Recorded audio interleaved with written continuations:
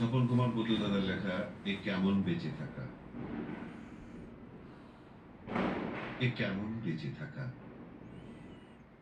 একই ছাদের নিচে বসবাস করে কারোর সাথে কারো যোগাযোগ নেই, কথাবার্তা নেই, সুখ দুঃখ ভাগাভাগির পরিকল্পনা নেই। কে কেমন আছি কেউ কারো খবর রাখি না।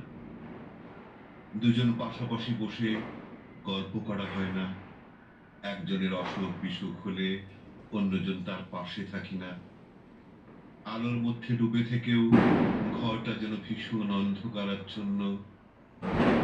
ঘরে একজনের অতিথি এলে অন্যজন তার আপ্যায়নে এগিয়ে আসি না।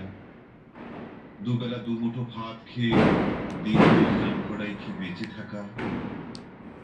নিজের শখ আহ্লাদ কিংবা প্রয়োজনের কথা কেউ কারো সাথে শেয়ার করতে পারি না। কোনো আচার অনুষ্ঠানে কেউ কাউকে সঙ্গ দেই না। সন্তান তো আমরা দুজনেরই, তবুও কেন তাদের দিকে ঠিক মতো খেয়াল রাখতে পারি না। এ কেমন বেঁচে থাকা। নিস্তব্ধতার ভেতর দম বন্ধ হয়ে আসে। ইচ্ছে করে সংসার ভেঙে চুরমার করে ফেলি। আবার ভাবি, সংসার যদি ভেঙে ফেলতেই হয় তাহলে কেন সংসার করলাম। পরস্পর বিমুখ হয়ে থাকা মানেই সমাধান নয়।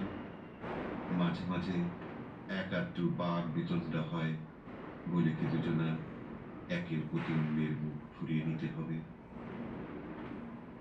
এ কেমন বেঁচে থাকা। এভাবে বেঁচে থাকার জন্য তো পৃথিবীতে জন্ম হয়নি আমার।